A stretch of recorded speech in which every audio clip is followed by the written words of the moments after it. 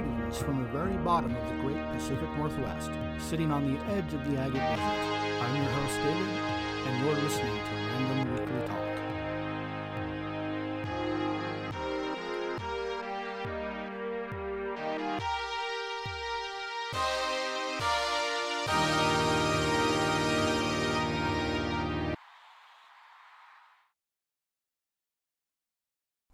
There we go, forgot to unmute the microphone again.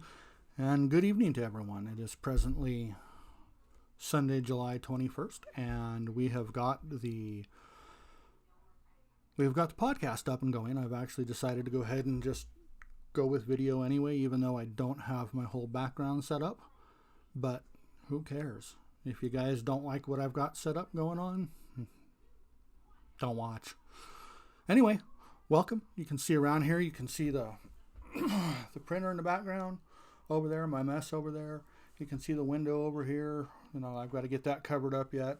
My other desk over here, my soldering station is around there, so you can see where I've got everything set up. But like I said, today is Sunday, July 21st. It is Apollo 50th anniversary day. Well, yesterday was the day they got to the moon. Today's the day they left. And so we decided to go ahead and do this week as Apollo moon landing week. And so the majority of this show will be dedicated to facts that we found out about the Apollo moon landing. There's some things that I knew, some things I didn't know, and I'm going to try to get through a lot of those with you. Take you through my little setup here. I have got a ticker that I can transition over to right now. It is just right here. It's just going to show you our Twitter at Talk Weekly and our Facebook at Random Weekly Talk. But as we get to progress more, maybe I'll get some rolling news up there. I think maybe I'll split the screen up a little bit more. I don't have the second camera running right now because I'm having enough trouble getting the audio sync going with one camera than with two. I still have our screen capture going on over here. You can see right here I have my notes for upcoming up for the show. Have no idea why I've got an error popping up there, but it really doesn't bother me at the moment.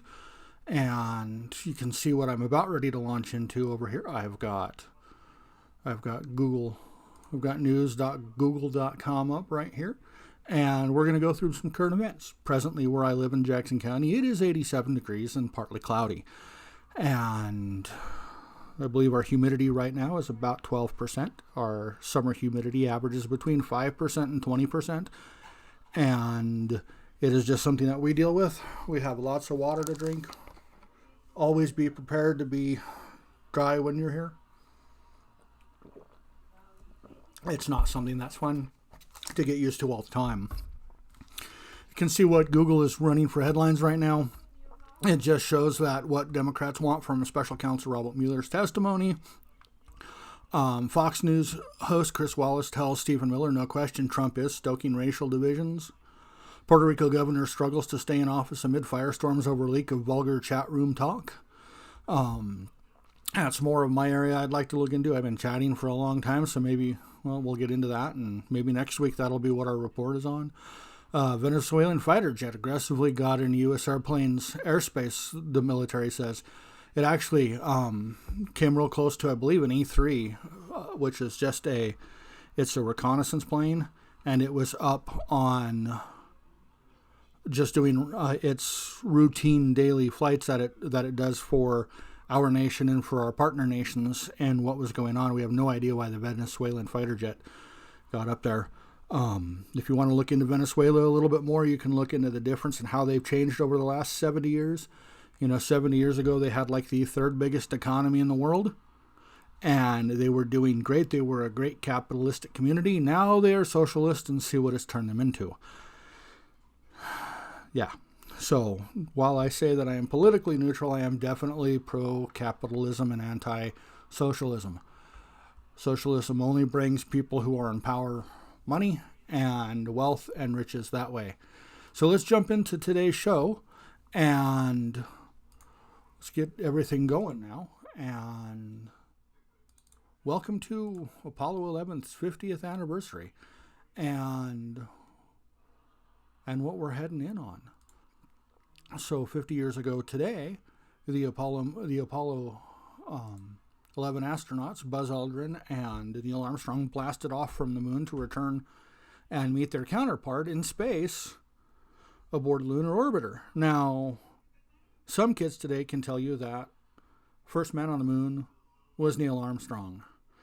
Some people can tell you, even fewer kids can tell you, that Buzz Aldrin was the second man on the moon. Most of them only think of those two, but they don't often realize that there was a third man who was orbiting that moon the whole time. That was it, 22 hours that Buzz and Neil were on the moon. That's Michael Collins, and good for him. You know, he gets forgotten a lot because he was just the guy who flew around the moon. But you know, he's the guy who had to keep that ship off the moon and keep circling the moon and get things done where he needed to get done. Excuse the little flashes behind me. I don't have the screen up yet, and even with the blinds down, I'm still getting flashes from cars driving down the road, and that's not something that's, you know, going to be there forever. Pretty soon I'll have a green screen back there, and none of that'll be seen. One other thing I'll show you guys is, as I transition to going live, those of you who are on my YouTube site watching this instead of on Podbean listening, you can see that I have a chat session. We're going the wrong way. There we go. Chat session right over here on YouTube. As we go live, you'll be able to chat, and your comments will scroll up on the screen, and they are edited. So watch yourself for, you know, language.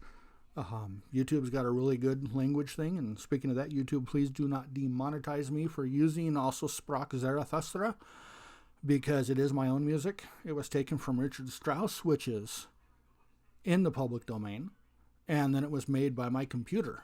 So please, if you're going to demonetize me, at least give the money to my computer, because we all need a little extra from here on then. So anyway, back to main screen, and let's launch right into Apollo 11. See if we get the podcast all done and over with today. And here we go. So, like I said, July 21st, the Eagle took off from the moon to go home. In fact, it was probably about 3 hours ago. No, it was a little bit earlier than that. But that they blasted off. They should have been right about now rendezvousing with the lunar orbiter. And after they had moved several hundred pounds of moon rocks and cargo that they brought back with them over to the lunar orbiter, they would have kicked the Eagle loose and let it go. A lot of people ask, where is it today? It could still be orbiting the moon. It could have left the orbit of the moon and went elsewhere, or it probably crashed into the moon. The Eagle wasn't one that they purposely crashed, so we don't know what happened with that. But, you know, there you go. Like I said, Neil Armstrong, Buzz Aldrin, and Michael Collins were the first three men to get there as far as for putting a man on the moon. And I've got some facts and some numbers about the Apollo 11 moon landing that I didn't know. Well, some things I didn't know. And then other things that I did know. And I'm hoping that we'll be able to be educated a little bit today, and we can honor these men who made that trip to the moon. I don't get into conspiracy stuff about whether we went to the moon or not. Go rent yourself a sufficiently high-powered telescope and look. You will see it. You can see the Apollo 11 sites, as well as the Apollo 14 sites and Apollo 17. So I think I got the numbers right. But yes, go look. Open your eyes and go look. Also, if you Google or just go to YouTube and look up NVIDIA debunks moon landing theories, their new video capture card and their software, they actually proved that the pictures that were taken from the moon had to have been taken from the moon. There's also another gentleman out there who is a producer and says there's no way we could have had the technology at the time to fake a moon landing, because we didn't have the technology to do that frame rate live. And as we all know, the moon landing was aired live. Now, we do know that NASA did reshoots on a soundstage for some of for publicity and things like that. NASA has more than willingly admitted that. But as far as the moon landing goes, we were there. We've been there. I wish we'd go back. So, fact number one. Moon dirt smells. And this comes, I believe, this is from CNN.com. And it said a big question facing the NASA team planning the Apollo 11 moon landing was, what would the moon surface be like? Now, after they weren't even sure if the lander's legs were gonna touch down on firm ground, whether they were gonna sink into something soft, how deep they were gonna go. They were completely unprepared for anything like that because they just didn't know. So as Buzz Aldrin and Neil Armstrong fly across the lunar surface heading to their base, they came across their initial landing area and they found they couldn't land there. And so they made the decision to fly on, and with about 40 seconds of fuel left, they finally set down and landed the thing. Now, a lot of people don't realize, they say, well, 40 seconds, that's not too bad. But what they were dealing with was a computer that, had they gotten too low on fuel, would have automatically taken over and flown them back up to the lunar orbiter. That way, it was automatic, and in case something had gone wrong, it just happened. So they were actually time crunched about setting down before that safety kicked in. And when they finally sat down, do you know what the first words on the moon were? I asked a couple of people this the other day, and most of them said, one small step for man, one giant leap for mankind. No, that's wrong. The first words ever said from the moon were, Houston, Tranquility Base here. The Eagle has landed. By Neil Armstrong. Like I said, though, it had about 40 seconds of fuel left when they were all done and sitting there. Now, back to the moon dirt and the smell. So Buzz Aldrin and Neil Armstrong, when they got back in the lunar lander and repressurized it and took their helmets off, they noticed that there was a very odd smell that was going around. And it smelled kind of like burnt fireplace ashes, or that fresh smell of air after a fireworks show. So there might have been a hint of sulfur in the air. They don't know what it was, because by the time the astronauts got back to Earth, the smell was gone. So there definitely was some type of oxidation happening in there, and the oxidation reaction, whatever caused that, was definitely over by the time the astronauts got back to Earth.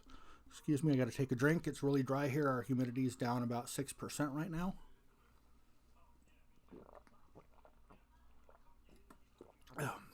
You can see my iron-rich water stains everything orange. I love well water, though. So anyway, that's our first fact. Moon dirt smells. That's, why not? Our mud smells, so why shouldn't moon dirt? When the astronauts got back from the moon, they were quarantined for, I believe it was 2 weeks. The scientists were worried that they had brought space bugs back. And space bugs, without us having an immunity built up to them, could have been extremely dangerous. Thankfully, our astronauts came back without any space bugs that we know of. But then again, does anybody out there know how long the alien inside of the body in the movie Alien took before it came pushing out? Was it 2 weeks, 3 weeks? Who knows? So maybe, there are bugs out there. Yeah. Coincidentally, when we went back up, and I forgot which Apollo mission it was. I think it was the very last one, and we picked up a camera we left on the moon, and we brought it home. We found that it had Staphylococcus aureus in it. And at first they thought it was a space bug, but then they realized it was actually from Earth, that it had gotten in there, and it had somehow survived being on the moon for years. Which is a little disheartening, because who wants to get staph? And who wants to see that staph can survive a vacuum of space? So definitely not I. Like I said, the first words on the moon were the Eagle has landed. Well, Houston Tranquility Base here, the Eagle has landed. Then the next words that were spoken that we know of, or the most famous words actually, were by Neil Armstrong, which is one small step for a man, one giant leap for mankind. Now, over the years, there have been some controversy over that statement. The actual phrase, is the way it was written, was one small step for a man, one giant leap for mankind. There's been two different stories on this. One came out that said the radio fuzzed when Neil Armstrong said it, And that's why we didn't actually get to hear A. And we've actually heard Neil Armstrong say at one point that he may have flubbed it and forgotten to say A, that he was so taken back. But we probably will never know the actual, thing behind it. I really don't care. It's a great statement whether it has the letter in it or not. And, I'd give anything to be up there on the moon. I'm a bit of a moon junkie, I guess. Then again, I also happen to like Star Wars too. Yeah, that's me. The Apollo flight computer, which has a lot less computing power than most calculators today, weighed about 70 pounds. And it's a big old heavy thing. And if you take into account my cell phone here is a lot more powerful than that. It's amazing that, the guys who programmed that thing knew what they were doing well enough to get that computer to guide to the moon and back, especially considering you're on a vehicle that has a very hard time navigating in space because all of your celestial objects are moving around, and they had to find new ways to navigate. That space was very foreign. I mean, you just can't go up there and look around. You have to figure out, okay, well, I need to head this direction because that's the way the moon's coming so I can run into the moon. If you go straight at the moon, you end up chasing the moon, and it takes a lot longer to get there if you have enough fuel to even get there. So, yeah, other facts. In 2002, Buzz Aldrin hit a reporter. Some of you may have heard about this. Some of you may have not. Some people may not even know the context behind it. But a reporter was pushing him about whether or not we'd actually went to the moon. And he took the Bible and he pushed it into Buzz Aldrin's chest and dared him to swear on the Bible. Now, this prompted Buzz to give him an uppercut, and he haymakered him pretty good. And I, for one, agree with what Buzz did. After all, you don't shove anything in anybody's chest and demand they do anything. Now, it may not be politically correct in today's times, but that's not a good thing to do with anybody. It's not politically correct to go up and shove a Bible into somebody's chest either. Now, let's look at the context behind that. Why would Buzz Aldrin get so upset over that? Well, one, he's having his dignity questioned right there. To Buzz Aldrin, from what I could find out with all my research, is that he's a pretty God-fearing man. And he probably felt the need to defend his own faith at that point as well. And I'll give you an example of what I know, or how I know that Buzz Aldrin is a very good God-fearing man. When they landed on the moon and they were preparing to leave the spacecraft and step out onto the lunar surface, Buzz Aldrin celebrated Holy Communion on the moon. Now, I didn't say whether or not Neil Armstrong took part in the event or not, but that goes to show you what level of faith that Buzz Aldrin has. That what he did was he took part in the celebration of Holy Communion. And if any of you are familiar with that Holy Sacrament, you'll know that that's the coming together of God and man when you celebrate that. And so Buzz Aldrin was just there thinking about that and what landing on the moon meant to him. Now, so what did landing on the moon mean to Neil Armstrong? So Neil Armstrong himself had a pretty, you can hear it in his voice when he's talking to Houston back and forth. And what he took with him to the moon was he actually took pieces of wood and canvas from the first Wright brothers plane. See, it was 66 years that was different between the first Wright brothers flight in 1903 and then the lunar landing in 1969. Neil Armstrong saw that it was right to take those pieces with him from the pioneering plane and to symbolize the great progress that they had made in aviation. Now, Armstrong took these pieces and he put them in what was called their PPK, their personal preference kit, and he took them to the moon and back. And Neil Armstrong has a connection to the Wright brothers, as they're both from the state of Ohio. The artifacts now sit in the Smithsonian Museum in Washington, D.C.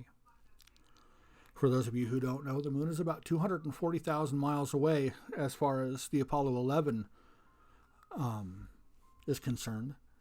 And it did that distance in 76 hours before it entered into lunar orbit. Somewhere around here, it burned some 380,000 gallons of kerosene and 400,000 gallons of liquid oxygen in just the first 38 miles out of the Earth, just to get up that far. That's the power it takes to achieve orbit around the Earth. I'm sorry, it's 203,000 gallons of kerosene and 318,000 gallons of liquid oxygen just to move it 38 miles into the sky. It's incredible. It's a huge amount of fuel.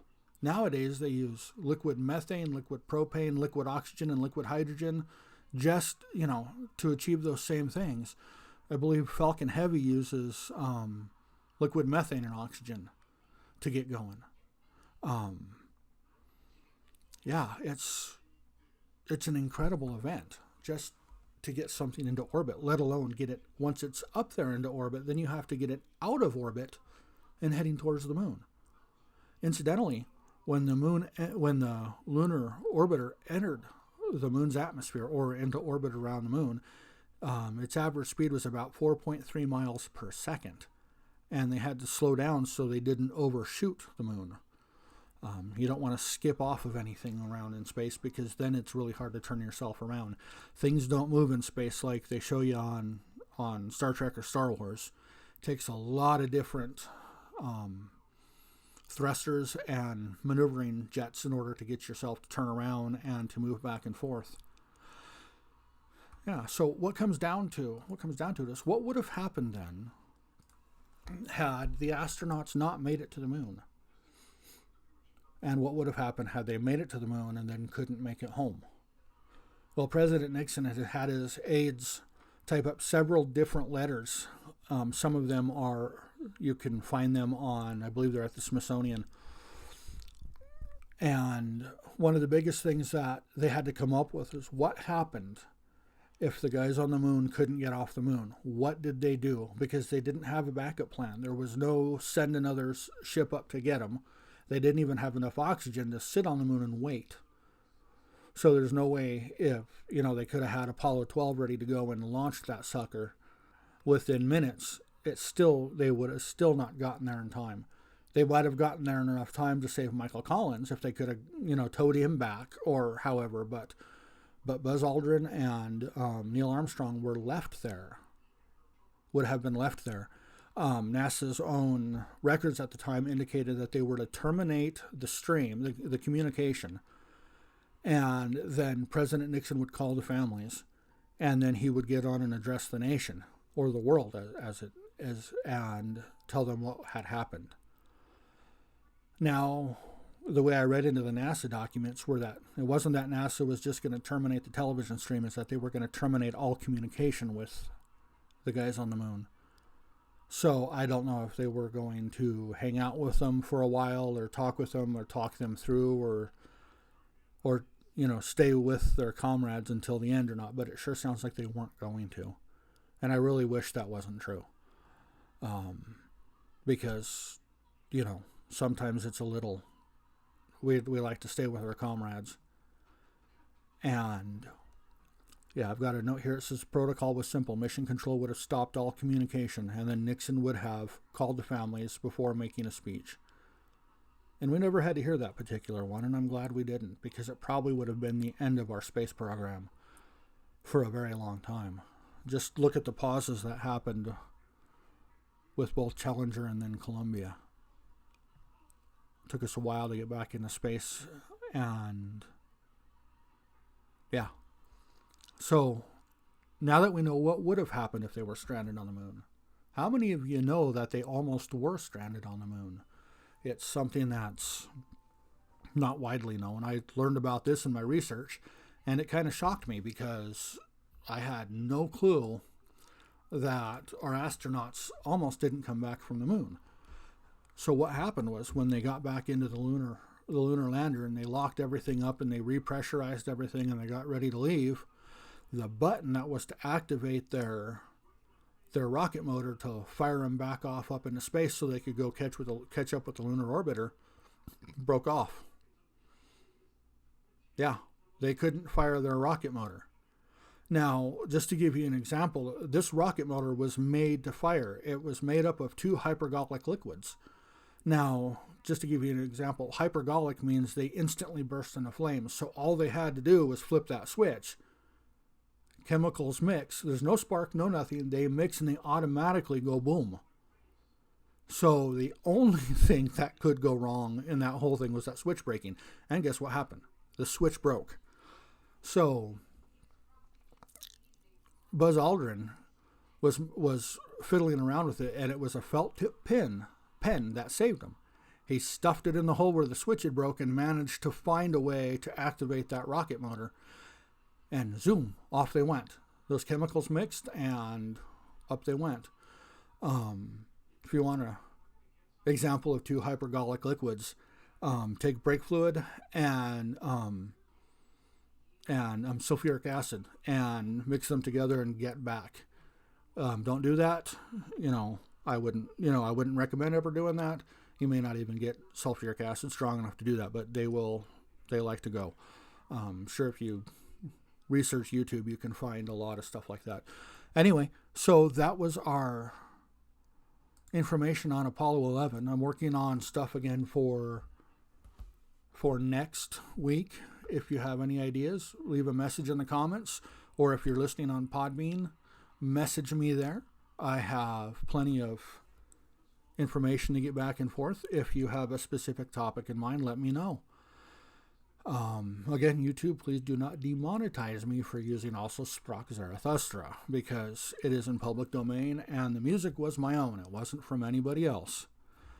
So anyway, I'm going to close out today with saying some other words that were said to John Glenn as he took off, and that was Godspeed to you all. And I'm going to replay the opening here, and we'll fade out with that. Have a great day.